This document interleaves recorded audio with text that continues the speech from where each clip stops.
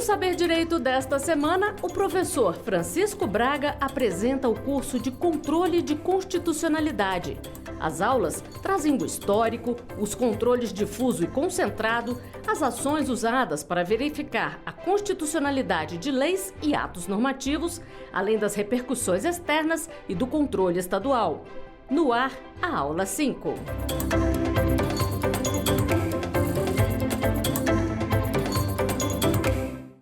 Bem-vindos ao Saber Direito da TV Justiça. Nós estamos no nosso curso de Controle de Constitucionalidade na aula 5. Essa aula será transmitida na TV Justiça, ficará disponível no YouTube da TV Justiça e no aplicativo TV Justiça Mais. Eu sou o professor Francisco Braga, sou procurador do Estado de São Paulo, professor de Direito Constitucional e autor de obras jurídicas. Se quiserem ter contato comigo nas redes sociais, o meu perfil no Instagram é @professor Francisco Braga. Bom, meus amigos, para esta aula de número 5, eu reservei 2 temas muito importantes. Inclusive, um deles foi um tema que teve bastante repercussão midiática envolvendo o controle de constitucionalidade, que são os temas da repercussão da decisão do controle de constitucionalidade nos processos subjetivos de natureza comum. E, além disso, no fim, na segunda parte da nossa aula, nós veremos o controle de constitucionalidade em âmbito estadual. Bom, nós sabemos que no controle de constitucionalidade, no controle concentrado abstrato de constitucionalidade, a decisão declaratória de inconstitucionalidade gera efeitos vinculantes e efeitos erga omnes.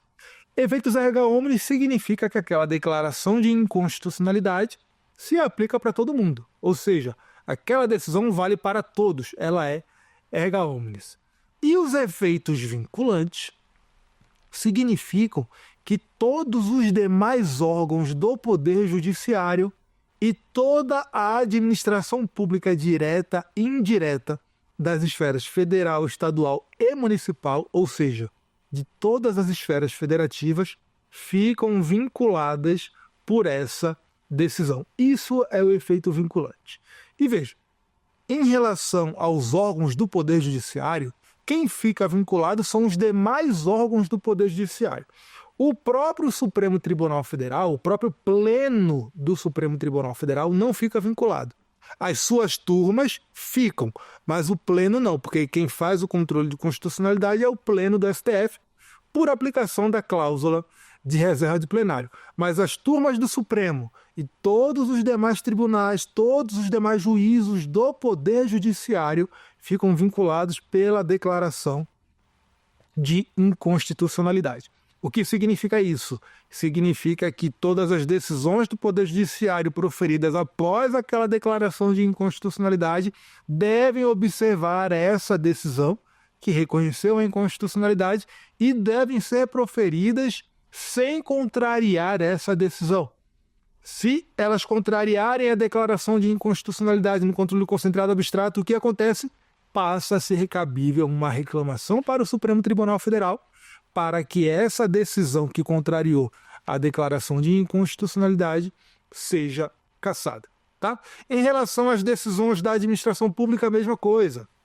Se houver uma decisão administrativa que viola um pronunciamento no controle concentrado abstrato de constitucionalidade, também cabe uma reclamação por conta do efeito vinculante do controle de constitucionalidade. Agora vejam, o Supremo Tribunal Federal, o Pleno do Supremo Tribunal Federal não fica vinculado.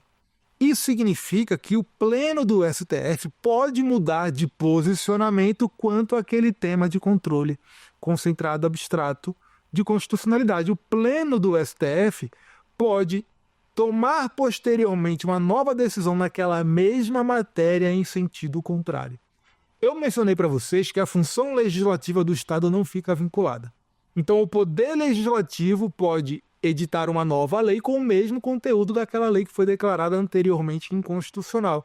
E se essa lei for impugnada perante o Supremo Tribunal Federal, o STF pode mudar o posicionamento anterior dele e considerar aquela norma constitucional. Da mesma forma, se o STF julga uma ADC e declara constitucional aquela norma, essa declaração de constitucionalidade tem efeitos vinculantes. Só que como o pleno do STF não fica vinculado, é possível o ajuizamento de uma outra ação de controle de constitucionalidade contra essa mesma norma que já foi considerada constitucional. E aí o STF pode, inclusive, mudar de entendimento e considerar agora essa norma como inconstitucional. Agora, o STF já decidiu que, nesse caso, para que uma norma que já foi declarada constitucional no controle concentrado abstrato seja objeto de nova ação de controle concentrado abstrato, é necessário que haja alguma novidade no cenário fático ou no cenário jurídico que justifique aquela nova ação de controle concentrado abstrato de constitucionalidade, tá?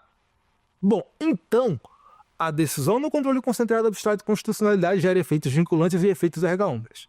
Nós vimos também que o Supremo Tribunal Federal abstrativizou o controle difuso, de modo que ele atribui ao controle difuso os mesmos efeitos do controle concentrado abstrato, ou seja, a declaração de inconstitucionalidade no controle difuso, segundo o STF, gera por si só efeitos vinculantes e efeitos erga omnes. Mas essa abstrativização só ocorre no recurso extraordinário com repercussão geral, tá? Segundo decidiu o STF no tema de repercussão geral 885.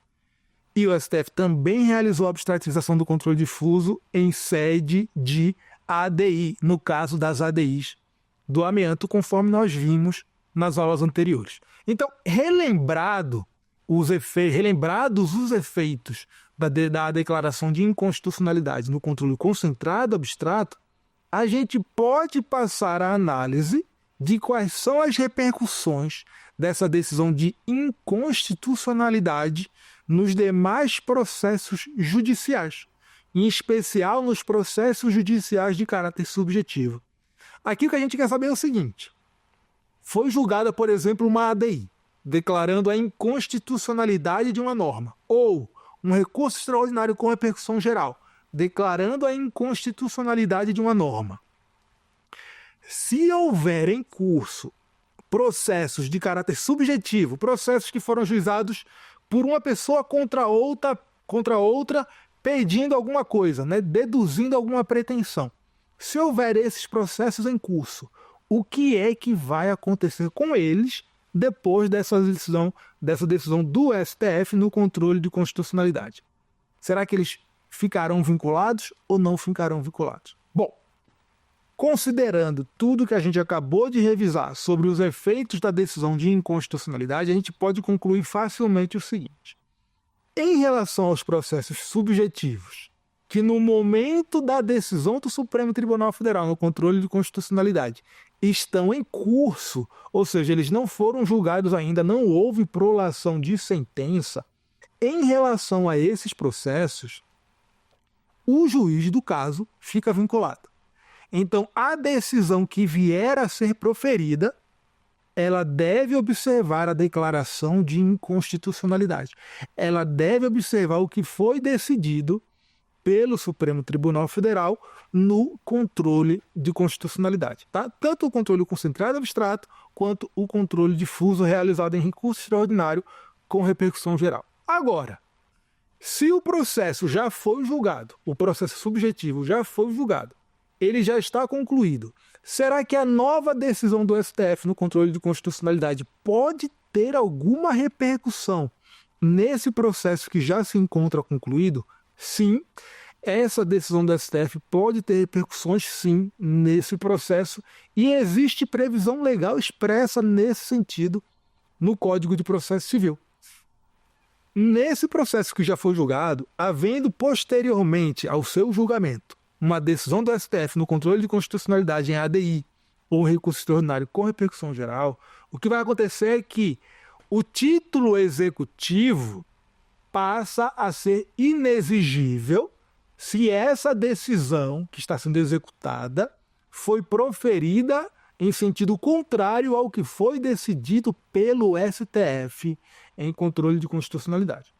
Ou até mesmo, não só o título é inexigível, passa a ser cabível a ação rescisória, se já tiver havido trânsito em julgado, contra essa decisão que foi proferida anteriormente em sentido contrário ao que foi decidido pelo STF.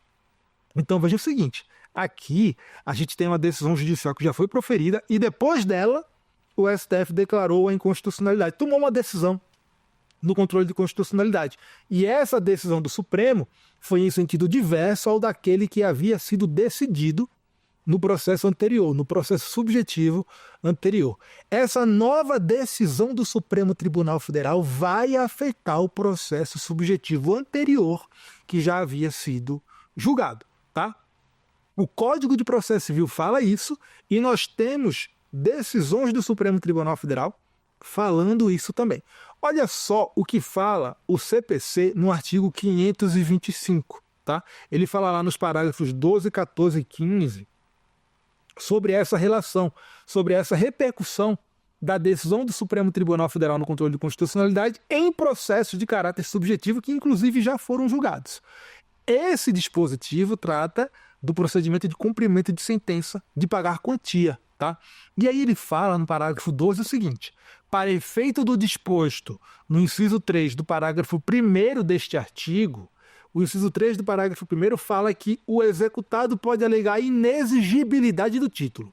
Então, para fins de inexigibilidade do título, considera-se inexigível a obrigação reconhecida em título executivo judicial, fundado em lei ou ato normativo considerado inconstitucional pelo Supremo Tribunal Federal, ou fundado em aplicação ou interpretação da lei ou do ato normativo tido pelo STF como incompatível com a Constituição Federal em controle de constitucionalidade concentrado ou difuso. O parágrafo 14 fala o seguinte: a decisão do Supremo Tribunal Federal referida no parágrafo 12, que foi o parágrafo que a gente acabou de ver, deve ser anterior ao trânsito em julgado. Então veja, ao trânsito em julgado da decisão que está sendo executada. Então veja, para que se alegue inexigibilidade do título, porque esse título é contrário à decisão do STF no controle de constitucionalidade, a decisão do STF tem que ser anterior ao trânsito em julgado do título, beleza? Agora, e se a decisão do Supremo for posterior ao trânsito em julgado? Aí a gente aplica o parágrafo 15 desse artigo, que fala o seguinte: se a decisão referida no parágrafo 12 for proferida após o trânsito em julgado da decisão exequenda, ou seja, se a decisão do Supremo é posterior ao trânsito em julgado do título executivo, caberá ação rescisória cujo prazo será contado do trânsito em julgado da decisão proferida pelo STF. Então olha só o que acontece aqui. Nós temos um processo subjetivo que foi julgado e ele já está até com o trânsito em julgado. Depois disso, o STF vem, profere uma decisão no controle de constitucionalidade contrária a esse título executivo. A partir do trânsito em julgado dessa decisão do Supremo Tribunal Federal, passa a contar o prazo para ajuizamento da ação rescisória contra a decisão anterior do processo subjetivo que contrariou a nova decisão do STF. Então vejam, o que acontece aqui? O que acontece, resumidamente, é o seguinte: se o STF tem uma decisão no controle de constitucionalidade antes de ser proferida a decisão em um processo subjetivo, essa decisão do processo subjetivo tem que ser proferida, quando vier a ser proferida, de forma compatível com a decisão do Supremo. Se não for proferida de forma compatível com a decisão do Supremo, caberá reclamação por conta do efeito vinculante da decisão do STF. Tá? Agora, se a decisão do STF foi proferida depois que o processo subjetivo já foi julgado, aí nós temos dois caminhos. Primeiro, se a decisão do processo subjetivo é contrária à decisão do STF, a parte que é executada no momento do cumprimento de sentença poderá alegar que aquele título executivo é inexigível porque contrariou a decisão do Supremo. Segundo, se a decisão do Supremo Tribunal Federal, que é contrária ao título executivo, foi proferida depois do trânsito em julgado do título executivo, caberá ação rescisória para desconstituir o título executivo que contraria a decisão do STF em controle de constitucionalidade concentrado ou difuso. E o prazo dessa rescisória será contado a partir do trânsito em julgado da decisão do Supremo Tribunal Federal e não da decisão do processo subjetivo. Tá? Sobre isso, o Supremo Tribunal Federal julgou um tema de repercussão geral. O tema de repercussão geral 733. E ele fala mais ou menos isso. Ele fala, olha, o efeito vinculante do controle de constitucionalidade realizado pelo STF só se aplica para decisões futuras que forem proferidas depois da decisão do Supremo. Para as decisões anteriores à decisão do Supremo Tribunal Federal, o que nós podemos fazer é ou manejar um recurso cabível se ainda houver prazo para o recurso, alegando nesse recurso que a decisão recorrida contraria a decisão do STF, ou, se não houver prazo para o recurso, porque já houve o trânsito em julgado, ajuizar a ação rescisória com fundamento na contrariedade da decisão à decisão do Supremo Tribunal Federal. Olha só a tese que foi fixada pelo STF no tema de repercussão geral 733. Ela fala o seguinte: a decisão do Supremo Tribunal Federal declarando a constitucionalidade ou a inconstitucionalidade de preceito normativo não produz a automática reforma ou rescisão das decisões anteriores que tenham adotado entendimento diferente. Então, veja, se a decisão já foi proferida anteriormente, a nova decisão do Supremo não rescinde, não desfaz automaticamente a decisão anterior. Para que tal ocorra, ou seja, para que a decisão anterior fique desfeita, será indispensável a interposição de recurso próprio. Ou, se for o caso, será necessária a propositura de ação rescisória própria, nos termos do artigo 485 do CPC, observado o respectivo prazo decadencial. Ele falou no artigo 485 aqui porque era o CPC anterior, tá? Que ele estava referindo aqui. E aí, nesse mesmo julgado, o STF falou o seguinte, olha, ressalva-se desse entendimento quanto à necessidade de ação rescisória a questão relacionada à execução de efeitos futuros da sentença proferida em caso concreto sobre relações jurídicas de trato continuado. E aqui entra uma outra questão para a gente, que é o seguinte. Veja só, a gente acabou de entender o seguinte. Se houve uma decisão em um processo subjetivo que foi proferida, e depois dela veio uma decisão do STF no controle de constitucionalidade em sentido contrário, se a gente quer desfazer essa decisão, a gente tem que apresentar um recurso dentro do prazo ou ajuizar a ação rescisória se não tiver mais prazo para recurso. Essa ação rescisória deverá ser ajuizada dentro do prazo dela e o prazo dela será contado a partir do trânsito em julgado da nova decisão do Supremo Tribunal Federal. Ponto. Para a gente desfazer a decisão anterior contrária à decisão do STF no controle de constitucionalidade, tem que apresentar o recurso ou ajuizar a ação rescisória. Agora tem uma outra questão, que é a produção de efeitos dessa decisão anterior quando ela disciplina uma relação jurídica de trato continuado. Uma relação jurídica de trato sucessivo, que é aquela relação jurídica que se renova mês a mês. Por exemplo, uma relação jurídica em que é necessário realizar algum pagamento todo mês. Isso é uma relação jurídica de trato continuado. Quando a gente tem uma relação jurídica de trato continuado, o que acontece? Imagina que a gente tem uma relação jurídica de trato continuado e essa relação jurídica de trato continuado foi objeto de uma sentença judicial. Então a gente teve uma sentença judicial que tratou dessa relação jurídica de trato continuado. Depois que essa sentença judicial foi proferida, o Supremo Tribunal Federal decidiu aquela mesma matéria no controle de constitucionalidade em sentido contrário ao que está na sentença. Essa decisão do STF não vai desfazer a sentença.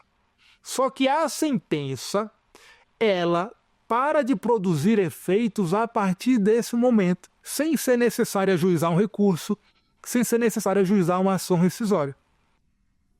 A sentença judicial que disciplinava a relação jurídica de trato sucessivo deixa de produzir efeitos a partir do momento em que há uma nova decisão do STF em sentido contrário no controle de constitucionalidade. Então, se o STF vem e decide em sentido contrário, aquela relação jurídica de trato continuado, que era disciplinada por aquela sentença, para de ser disciplinada por aquela sentença e passa a ser disciplinada pela decisão do STF no controle de constitucionalidade. Então, aquela sentença anterior, ela perde a sua eficácia. Ela vinha produzindo efeitos todos os meses, por exemplo, a cada período de tempo, porque é uma relação de trato sucessivo, mas ela para de produzir efeitos a partir do momento em que o STF decide em sentido contrário no controle concentrado abstrato de constitucionalidade. Isso foi dito pelo STF no tema de repercussão geral 733. Só que nesse tema de repercussão geral 733, isso foi dito pelo Supremo Tribunal Federal de uma forma meio tímida, não foi o objeto principal da decisão, tá? Foi um comentário mais lateral. E aí essa questão foi renovada nos temas de repercussão geral 881 e 885.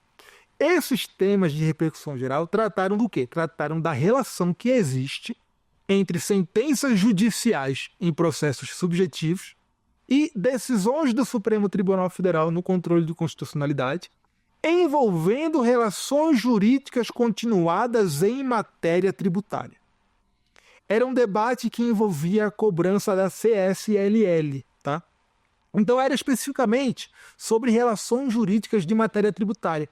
Mas o STF, quando julgou esses temas de repercussão geral, 881 e 885, ele aplicou aquela linha de raciocínio que já vinha ali desde o tema de repercussão geral número 733. Naquela parte em que o STF disse que, para que uma sentença que trata de relações jurídicas continuadas deixe de produzir efeitos quando há uma nova decisão do Supremo Tribunal Federal em controle de constitucionalidade, não é necessário haver um recurso, não é necessário haver uma ação rescisória. Isso já acontece automaticamente. Bom, nos temas 881 e 885, o que foi que aconteceu? A gente tinha, nessa discussão, diversas coisas julgadas em matéria tributária que falavam que os contribuintes que haviam ajuizado aquelas ações não precisavam pagar a CSLL. E aí, como eu disse, eram coisas julgadas, ou seja, as decisões já haviam transitado em julgado. Essas decisões haviam dito que a lei que previa a cobrança da CSLL seria inconstitucional porque haveria ali uma inconstitucionalidade de caráter formal. O Supremo Tribunal Federal, tempos depois, ele havia já reconhecido que aquela lei da CSLL, na verdade, era constitucional e que a CSLL deveria ser paga. E a partir disso surgiu o seguinte questionamento. Bom, o STF decidiu que a cobrança da CSLL é constitucional. Mas o que acontece com quem já tinha coisa julgada em processos subjetivos, ajuizados, né, que essas pessoas ajuizaram, nas quais havia sido decidido que essas pessoas não teriam que pagar a CSLL? Será que agora a gente iria afastar a coisa julgada para que elas tivessem que pagar a CSLL? E foi isso que o STF tratou nos temas 881 e 885. O STF decidiu o seguinte: olha, nas relações jurídicas de trato continuado de caráter tributário, a coisa julgada que foi formada anteriormente, ela deixa imediatamente de ter efeitos, né, deixa de ter eficácia automaticamente quando o Supremo Tribunal Federal decide em sentido contrário no controle de constitucionalidade. Então, essas pessoas que tinham coisa julgada a seu favor, dizendo que elas não tinham que pagar a CSLL, passaram a ter que pagar a CSLL a partir do momento em que o STF havia julgado que a cobrança da CSLL era constitucional. Por quê? Porque, nesses casos, a coisa julgada anterior perdeu a eficácia. Ela não foi desfeita por conta do julgamento do Supremo Tribunal Federal. Ela perdeu a eficácia, de modo que aquelas relações jurídicas continuadas nessa matéria tributária passaram a ser regidas pela nova decisão do Supremo, que disseram que a cobrança da CSLL é constitucional. Tá bom? Agora, e em relação às parcelas anteriores à decisão do Supremo Tribunal Federal, que declarou a constitucionalidade da cobrança da CSLL? Quem teve essas coisas julgadas, falando que eles não deviam o tributo, vão ter que pagar as parcelas anteriores à coisa julgada deles? Não necessariamente, porque para ser devido esse pagamento seria necessário o quê? Rescindir essa coisa julgada. E a gente viu que para rescindir essa coisa julgada tem que ajuizar uma ação rescisória e essa rescisão não é automática. Beleza? E detalhe, o STF, como se tratava aí de matéria tributária, ele falou o seguinte, olha, nesse caso, por ser uma decisão que trata de relação jurídica em matéria tributária, a gente tem que observar as garantias tributárias, anterioridade, noventena, tudo isso. Por quê? Porque quando o STF diz que um tributo que era considerado inconstitucional é constitucional, o que ele está fazendo é como se fosse equivalente à criação de uma lei tributária que cria aquela obrigação tributária. Então aí se aplica as mesmas garantias que são aplicadas quando é criada uma lei exigindo um determinado tributo. Olha só o que o STF estabeleceu na tese de repercussão geral nesses temas 881 e 885. As decisões do STF em controle incidental de constitucionalidade anteriores à Constituição, ou melhor, anteriores à instituição do regime de repercussão geral, não impactam automaticamente a coisa julgada que tenha se formado mesmo nas relações jurídicas tributárias de trato sucessivo. Por quê? Porque quando se trata de recurso extraordinário sem repercussão geral, ele não é abstrativizado, ele não tem os mesmos efeitos da decisão do controle concentrado abstrato, como a gente já estudou nas aulas anteriores, tá? E aí o STF continuou falando o seguinte, já as decisões proferidas em ação direta ou em sede de repercussão geral interrompem automaticamente os efeitos temporais das decisões transitadas em julgado nas referidas relações, respeitadas a irretroatividade, a anterioridade anual e a noventena ou anterioridade nonagesimal, conforme a natureza do tributo. Então, nas relações jurídicas tributárias de trato continuado, a nova decisão do STF no controle de constitucionalidade, contrária a eventuais coisas julgadas anteriores, faz com que essas coisas julgadas percam automaticamente a eficácia e aquele contribuinte que tinha aquela coisa julgada tem que pagar o tributo, respeitando-se, claro, as garantias tributárias, anterioridade, noventena e por aí vai. Tá bom, meus amigos? Bom, e aqui fica o questionamento. Esse entendimento do STF se aplica para relações jurídicas de trato sucessivo de outras naturezas que não sejam relações jurídicas tributárias? Bom, o STF tratou nesses casos especificamente de relações jurídicas tributárias. Só que os fundamentos que ele utilizou são fundamentos que se aplicam a naturezas jurídicas continuadas, a relações jurídicas continuadas de qualquer natureza. Não foram fundamentos exclusivamente tributários. Por exemplo, o STF usou como fundamento a cláusula rebus sic stantibus, que é aquela cláusula que diz que uma determinada coisa deve ser cumprida desde que continuem presentes as circunstâncias fáticas que justificaram aquilo que foi determinado. E a cláusula rebus sic stantibus está prevista no Código de Processo Civil no artigo 505, inciso 1 do CPC, que fala o seguinte, olha, nenhum juiz decidirá novamente as questões já decididas relativas à mesma lide, salvo, inciso 1, se tratando-se de relação jurídica de trato continuado, sobreveia modificação no estado de fato ou de direito, caso em que poderá a parte pedir a revisão do que foi estatuído na sentença. Ou seja, uma sentença que trata de relação jurídica de trato continuado só vale enquanto as circunstâncias fáticas que justificaram a sentença permanecerem.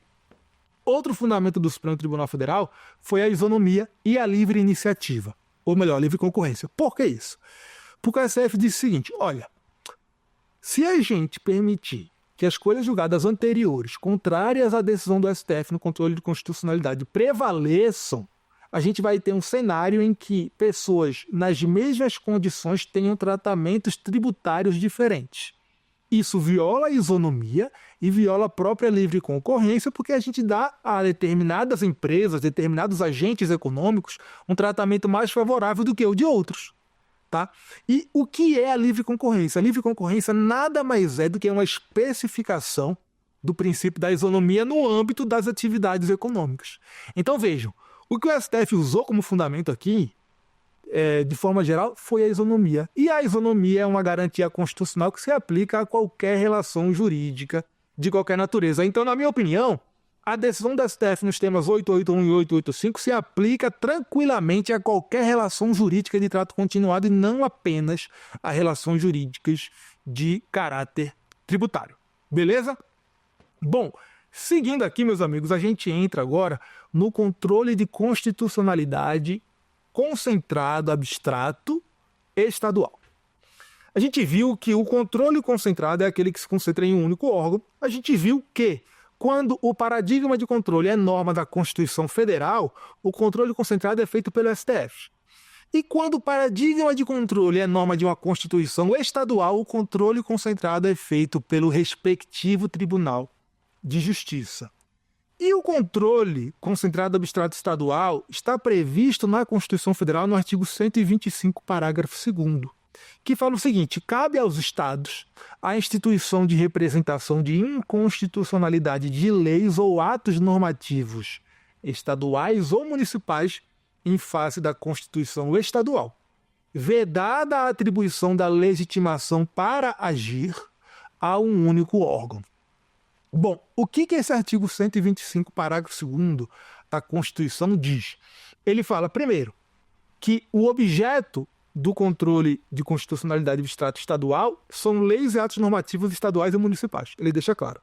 Ele fala que o paradigma de controle é a Constituição do Estado. Só que ele não fala de quem é a legitimidade ativa para esse controle de constitucionalidade, o controle concentrado abstrato estadual. Ele diz apenas que a legitimidade ativa não pode ser de um único órgão, tem que ser uma legitimidade ativa plural. E quem vai estabelecer isso é a Constituição do Estado quando disciplinar o controle concentrado abstrato estadual, tá bom? E aqui a gente tem algumas questões sobre o controle concentrado abstrato de constitucionalidade feito em âmbito estadual. Algumas delas a gente até já comentou aqui ao longo do nosso curso. A primeira questão é o seguinte: é quanto ao paradigma de controle no controle concentrado abstrato estadual. Ele pode ser a Constituição Federal ou não. A gente viu que, em regra, o paradigma de controle é a Constituição do Estado. Mas, excepcionalmente, o STF admite que a Constituição Federal seja paradigma de controle no controle concentrado abstrato estadual quando se tratar de uma norma de reprodução obrigatória da Constituição Federal. Porque, nesse caso, inclusive, a norma de reprodução obrigatória já é considerada incluída automaticamente dentro do ordenamento jurídico local. Tá? Agora, será que lei orgânica municipal pode ser paradigma do controle concentrado abstrato de constitucionalidade realizado pelos tribunais de justiça estaduais? E a resposta é negativa. Não pode. Por quê? Porque lei orgânica municipal não tem natureza de norma constitucional. As constituições dos estados têm natureza constitucional, são normas constitucionais, mas as leis orgânicas municipais não são. Elas não têm natureza de norma constitucional, diferentemente da lei orgânica do Distrito Federal, porque a lei orgânica do Distrito Federal ela é equivalente a uma Constituição estadual. Vejam, a Constituição do Estado ela deriva diretamente da Constituição Federal, é uma derivação de primeiro grau. Já a lei orgânica municipal não, ela deriva da Constituição Federal e da Constituição Estadual, então seria uma norma de terceiro grau, uma derivação de segundo grau. E essa norma não tem natureza constitucional e por isso o STF já julgou inconstitucional norma de Constituição de Estado que previa a possibilidade de o Tribunal de Justiça realizar o controle concentrado de constitucionalidade tendo como paradigma de controle a lei orgânica municipal. Segundo questionamento aqui importante para a gente, segundo item importante que a gente precisa analisar. No controle concentrado abstrato de constitucionalidade, nós temos alguém que realiza, algum agente, algum participante que realiza a defesa do ato impugnado, assim como nós temos na ADI processada pelo Supremo Tribunal Federal. E a gente já viu o seguinte, na ADI no STF, quem realiza essa defesa é o AGU, o Advogado-Geral da União. E o STF tem entendimento no sentido de que não se aplica a simetria nessa norma da Constituição Federal que prevê que o AGU deve fazer a defesa do ato impugnado. Então não é obrigatório que, por simetria, no âmbito do controle concentrado estadual, seja o Procurador-Geral do Estado que realiza a defesa do ato impugnado. O defensor do ato impugnado pode ser o Procurador-Geral do Estado ou pode ser alguma outra autoridade, algum outro agente estatal. Por exemplo, pode ser o Procurador-Geral da Assembleia Legislativa.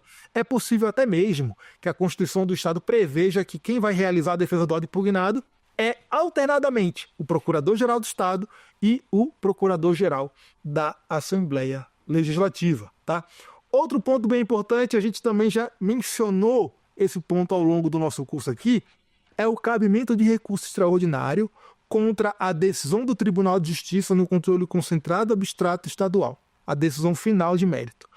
Quando o caso julgado pelo TJ envolve norma de reprodução obrigatória da Constituição Federal, é cabível recurso extraordinário dirigido ao STF contra essa decisão do Tribunal de Justiça. Nesse recurso extraordinário, primeira coisa, não se aplica aquele prazo em dobro da Fazenda Pública, porque se trata de um processo objetivo, não é processo subjetivo. Esse recurso extraordinário é um recurso extraordinário de caráter objetivo, porque ele é interposto dentro de um processo de controle concentrado abstrato de constitucionalidade. Ele não é um recurso extraordinário de caráter subjetivo. Nos recursos de caráter subjetivo se aplica o prazo em dobro da Fazenda Pública. Nos recursos de caráter objetivo, como é esse caso do recurso extraordinário na ADI estadual, não se aplica o prazo em dobro da Fazenda Pública. Agora, assim como os demais recursos extraordinários, o STF exige que tenha havido pré-questionamento para a interposição desse recurso extraordinário e que seja demonstrada a existência de repercussão geral da matéria. Beleza? Esse recurso extraordinário, ele deve, quando for julgado pelo STF, observar a cláusula de reserva de plenário, com uma exceção que a gente já viu. Quando o TJ, quando julga a ADI estadual, declara a inconstitucionalidade da norma e há um recurso extraordinário interposto, esse recurso extraordinário pode ser julgado pela turma do STF, não pelo plenário, quando for simplesmente confirmar a inconstitucionalidade já declarada. Agora, se na origem, no TJ, a ADI foi julgada improcedente, ou seja, foi julgada declarando a constitucionalidade da norma, nesse caso o STF, para declarar a inconstitucionalidade da norma no julgamento desse recurso extraordinário, deve observar a cláusula de reserva de plenário. E um último detalhe nesse recurso extraordinário é a possibilidade que nós já vimos de julgamento monocrático dele pelo relator no Supremo Tribunal Federal, se já houver jurisprudência do STF sobre essa matéria. Mas, se for interposto um recurso contra essa decisão monocrática, a competência para julgar esse recurso é necessariamente do plenário do Supremo Tribunal Federal. Outro ponto importante envolvendo o controle de constitucionalidade abstrato estadual. A gente viu que o objeto da ADI julgado pelo STF é lei ou ato normativo federal ou estadual. Já o objeto da ADI, ou da representação de inconstitucionalidade julgada pelo TJ em âmbito estadual, é lei ou ato normativo estadual ou municipal. Isso mostra para a gente o seguinte: uma mesma norma estadual, por exemplo, uma mesma lei estadual, pode ser objeto ao mesmo tempo de uma ADI no STF e de uma ADI no Tribunal de Justiça em âmbito estadual. Quando isso acontece, o Supremo Tribunal Federal entende o seguinte: havendo a coexistência de duas ações de controle concentrado abstrato, uma no Supremo, uma em um TJ, e se o caso envolve uma norma de reprodução obrigatória, a ADI no TJ deve ficar suspensa aguardando o julgamento do Supremo Tribunal Federal. O STF não pode extinguir a ação no TJ, mas a ação no TJ deve ficar suspensa. E aí, sendo julgada a ADI no STF, se ela foi pela procedência da ADI declarando a inconstitucionalidade da norma, a ADI no TJ fica prejudicada, porque a norma já terá sido retirada do ordenamento jurídico. Agora, se o Supremo julga a ADI pela improcedência, mantendo válida a norma, a ADI do TJ pode ter continuidade e pode ser julgada no mérito, inclusive declarando a inconstitucionalidade da lei impugnada, desde que seja com um fundamento diverso daquele fundamento que foi utilizado pelo Supremo Tribunal Federal. Tá? Agora, imagine o seguinte: imagine que a gente tem a coexistência dessas duas ações e, por qualquer motivo, a ADI no TJ não seja suspensa. Alguém esqueceu que houve a coexistência de processos ou qualquer coisa do tipo. E imagine que a ADI do TJ acaba sendo julgada antes da ADI do Supremo Tribunal Federal. Será que isso faz com que a ADI do STF fique prejudicada Depende. Primeiro, a ADI no STF só fica prejudicada nesse caso se o julgamento da ADI do TJ foi pela procedência da ADI, ou seja, declarou a inconstitucionalidade da norma, e o fundamento da decisão foi alguma norma da Constituição do Estado que não tem equivalente na Constituição Federal. Seja esse equivalente a uma norma de reprodução obrigatória ou não. Porque às vezes acontece de a Constituição do Estado simplesmente imitar uma norma da Constituição Federal sem que ela seja de reprodução obrigatória. Então, se o TJ decidiu a ADI estadual, julgando inconstitucional a norma, com fundamento em uma norma na Constituição do Estado, que não tem equivalente na Constituição Federal, a ADI do Supremo, que não foi julgada antes da ADI do TJ, fica prejudicada. Agora, se o fundamento utilizado pelo TJ foi uma norma que tem equivalente na Constituição Federal, aí a ADI do Supremo não fica prejudicada. Por quê? Porque a competência constitucional para dar a última palavra sobre a interpretação de conteúdos que estão na Constituição Federal é do STF e não dos tribunais de justiça. Beleza? Um outro ponto importante. A gente viu que no artigo 52, inciso 10 da Constituição Federal, existe a previsão de edição de uma resolução pelo Senado Federal para suspender a aplicação de uma lei que foi declarada inconstitucional no controle difuso pelo STF. Será que no controle concentrado abstrato estadual é possível que a Constituição do Estado preveja um mecanismo semelhante a esse para suspender a aplicação da lei que foi declarada inconstitucional pelo TJ no controle abstrato? Ou seja, poderia ter na Constituição do Estado uma norma prevendo a competência da Assembleia Legislativa para editar uma resolução suspendendo a execução da lei que o TJ declarou inconstitucional no controle concentrado abstrato? O STF decidiu que não, que isso aí é inconstitucional. Por quê? Porque nesse caso a gente tem uma violação da separação de poderes. A gente tem o quê? Tem o legislativo se intrometendo na atuação do poder judiciário no controle de constitucionalidade, sem que exista previsão disso na Constituição Federal. A Constituição Federal prevê a participação do Senado, suspendendo a execução do ato impugnado, quando se trata de um controle difuso, não quando se trata de um controle concentrado abstrato de constitucionalidade. E tem um detalhe. Essa norma do artigo 52, inciso 10 da Constituição, que prevê a atuação do Senado para suspender a norma que foi declarada inconstitucional no controle difuso, segundo o STF, é uma norma de reprodução obrigatória. Então ela já se considera automaticamente incluída dentro do ordenamento jurídico estadual, ainda que não haja uma previsão expressa disso na Constituição do Estado. Tá certo? Mas, seja como for, no controle concentrado abstrato de constitucionalidade não é possível haver uma previsão como essa. Tá certo? E mais um questionamento aqui é o seguinte: o Ministério Público pode ficar de fora do rol de legitimados ativos do controle concentrado abstrato estadual? Olha só, a gente viu que o controle concentrado abstrato estadual ele é previsto na Constituição Federal e que a Constituição Federal não estabelece quem são os legitimados ativos para ele. Ela fala apenas que os legitimados ativos têm que ser vários, não pode ser apenas um legitimado ativo. Tem que haver uma pluralidade de legitimados ativos.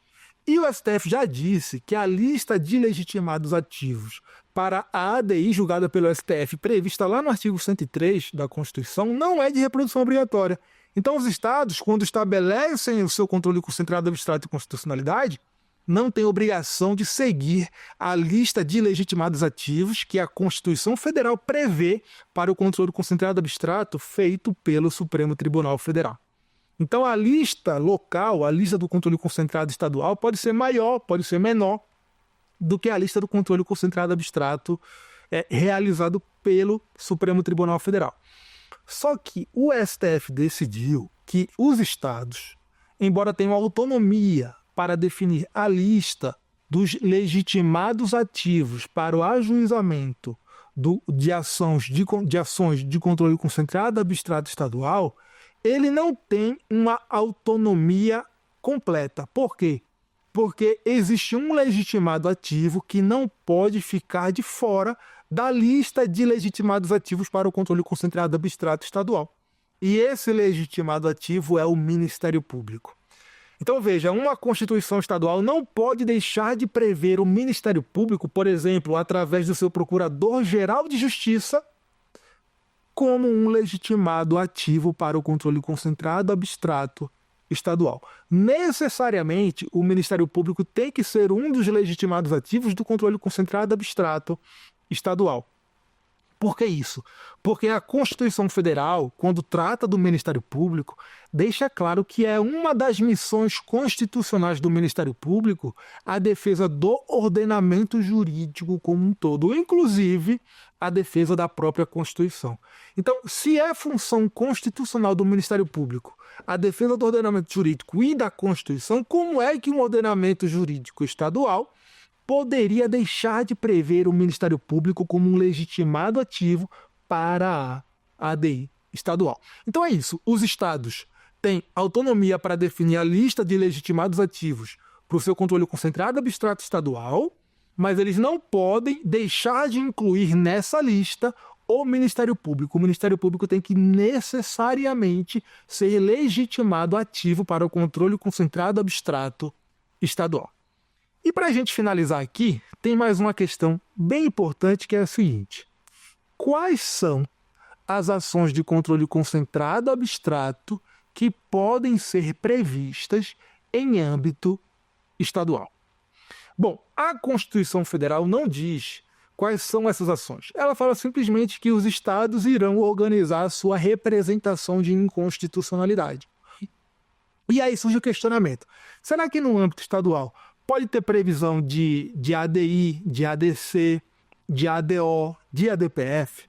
Bom, a gente não tem uma resposta muito precisa para isso na jurisprudência do Supremo Tribunal Federal. Mas o entendimento que vem prevalecendo na doutrina é o de que qualquer uma das 4 ações típicas de controle concentrado abstrato de constitucionalidade feito pelo STF pode ser prevista no ordenamento jurídico estadual, na Constituição do Estado, para o controle de constitucionalidade abstrato estadual. Tá bom, meus amigos? Vamos ao quiz?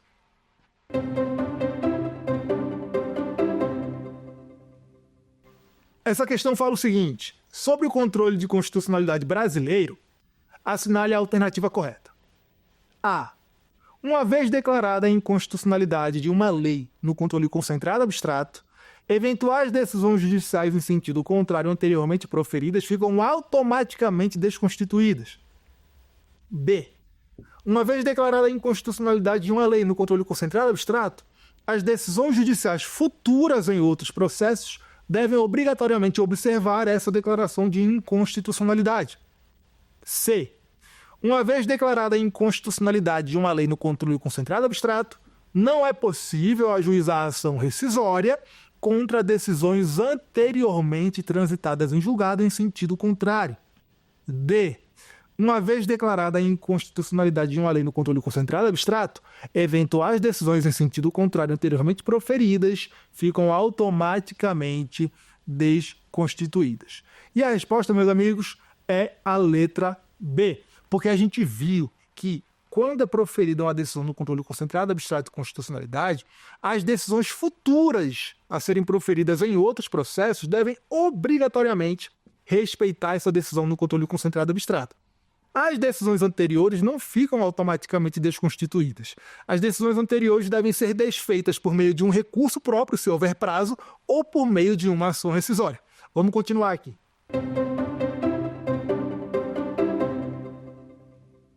Sobre o controle de constitucionalidade estadual, assinale a alternativa correta. Item A. Os seus legitimados ativos são os mesmos da ADI julgada pelo STF. Item B. Cada estado tem completa autonomia para definir a lista de legitimados ativos do controle de constitucionalidade estadual, não devendo observar em nenhuma medida a lista de legitimados para o controle de constitucionalidade federal. C. Os estados têm autonomia para definir os legitimados ativos para o controle de constitucionalidade estadual, desde que atendidas algumas condições estabelecidas pela jurisprudência do STF. D. O controle de constitucionalidade estadual somente pode ser exercido por meio de ação direta de inconstitucionalidade, não sendo possível no âmbito dos estados a existência de ADC, ADO e ADPF? A resposta é letra C, porque a gente viu que a Constituição Federal não estabelece os legitimados do controle concentrado abstrato estadual. Ela dá autonomia para os estados, mas essa autonomia não é completa.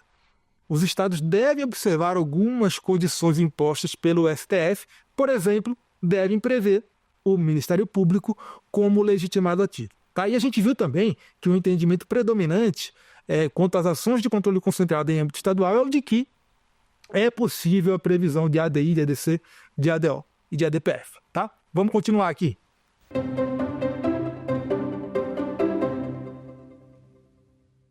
Sobre o controle de constitucionalidade no Brasil, assinale a alternativa correta. Uma vez declarada a inconstitucionalidade de uma lei em um recurso extraordinário com repercussão geral, os demais juízos e tribunais ficam vinculados por essa decisão. B.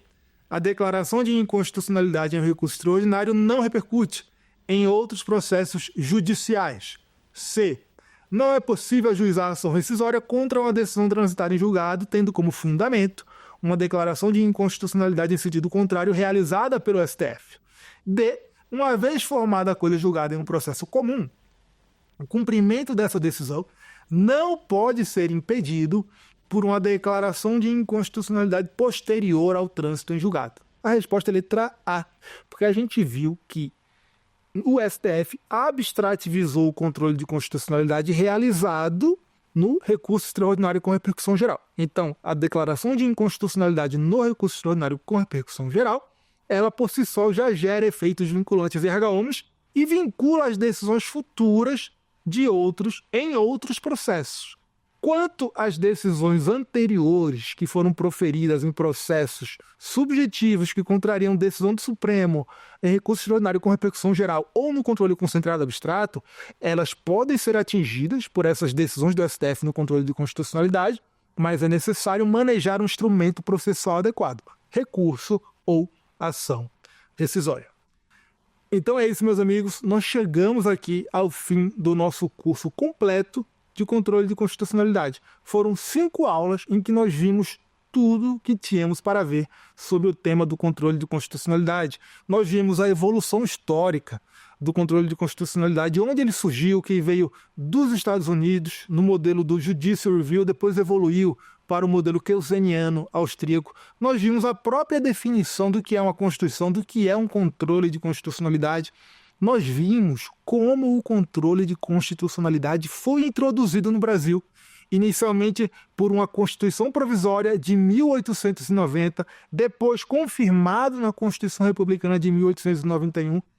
Na década de 60, foi introduzido o controle concentrado abstrato por uma emenda constitucional que alterou a Constituição de 46.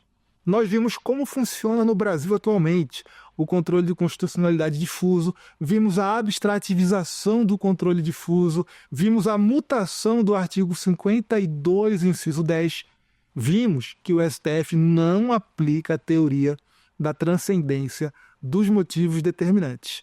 E nós passamos para o controle concentrado abstrato realizado pelo Supremo Tribunal Federal e pelos Tribunais de Justiça. Nós vimos o que é o controle concentrado abstrato, quais são os seus efeitos. Nós vimos as ações típicas de controle concentrado abstrato de constitucionalidade realizado pelo Supremo Tribunal Federal, a ADI, a ADC, a ADO e a ADPF. Vimos as peculiaridades de cada uma dessas ações, inclusive as suas características processuais mais importantes, como a participação do Procurador-Geral da República, a participação do Advogado-Geral da União como defensor do ato impugnado. E nós finalizamos o curso analisando os efeitos, as repercussões do controle de constitucionalidade nos demais processos judiciais, os processos já concluídos e os processos em curso, e nós vimos o controle de constitucionalidade abstrato estadual. Nós vimos que a Constituição prevê a existência desse controle estadual e que ela dá autonomia aos estados para estabelecer os seus legitimados ativos, porém o STF restringe um pouco essa autonomia ao exigir a participação do Ministério Público nessa lista de legitimados. Enfim, foi um curso completo, com todas as informações que você precisava saber. Espero que tenha ajudado, que vocês tenham compreendido bem a matéria. Se quiserem contato comigo, estou nas redes sociais, lá no Instagram, @professor Francisco Braga. Aguardo vocês lá e até uma próxima oportunidade. Quer dar alguma sugestão de tema para os cursos do Saber Direito? Então mande um e-mail para a gente, saberdireito@stf.jus.br. Você também pode estudar pela internet. Acesse o nosso site radioitvjustiça.jus.br ou pode rever as aulas no canal do YouTube, @Rádio e TV Justiça.